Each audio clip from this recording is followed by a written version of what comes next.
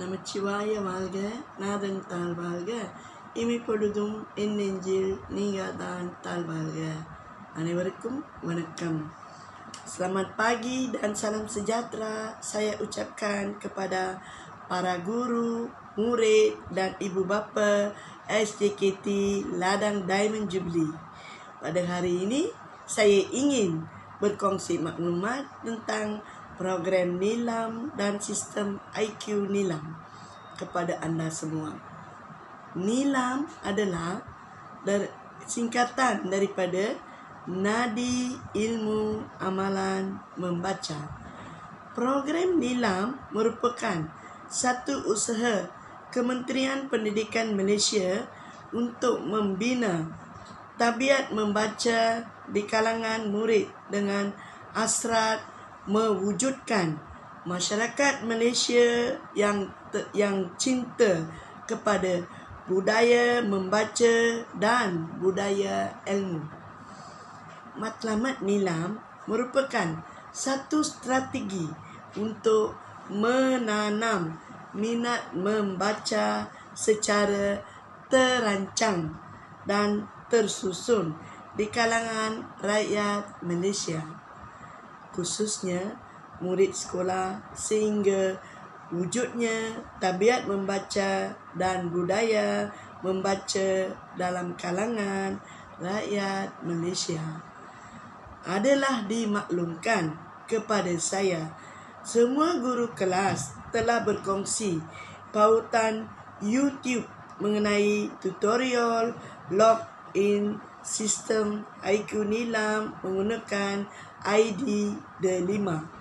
Di sini saya ingin menyatakan bahawa sistem IQ Nilam ini adalah penggantian Nilam yang sebelum ini.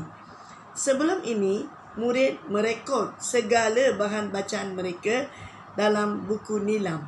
Kini, dengan peredaran zaman masa, kita pun perlu menyesuaikan diri dengan penggunaan sistem online.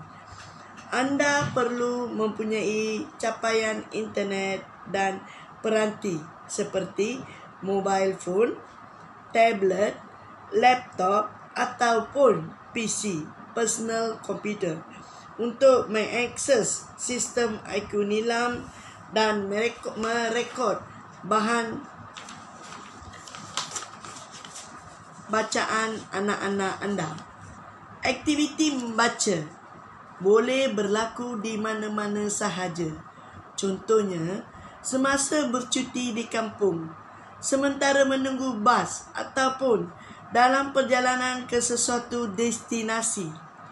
Saya berharap agar ibu bapa bersama anak-anak anda dapat login sistem IQ Nilam ini. Merujuk kepada tutorial yang telah diberikan, saya juga ingin mengingatkan murid-murid bahawa membaca buku teks tidak tersenarai dalam bahan bacaan untuk program Nilam.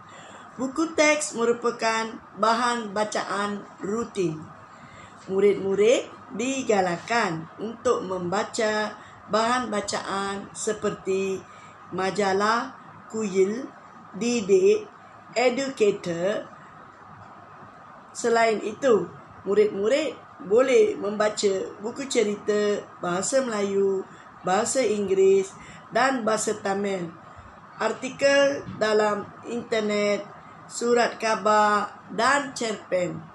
Dengan ini, saya merasmikan pelancaran Nilam, sistem IQ Nilam dan gerakan membaca bagi tahun 2021 sebagai permulaan untuk memupuk budaya suka membaca. Saya meminta guru-guru, murid-murid dan ibu bapa sekalian untuk memilih satu bahan bacaan dan membaca bahan tersebut selama 10 minit pada waktu lapang anda. Sila berkongsi gambar anda membaca bersama anak anda dalam WhatsApp kelas masing-masing. Akhir kata, program ini akan berjalan sepanjang tahun demi menggalakkan budaya suka membaca diterapkan dalam diri semua murid SJKT Ladang Diamond Jubilee. Sekian, terima kasih. Nandri.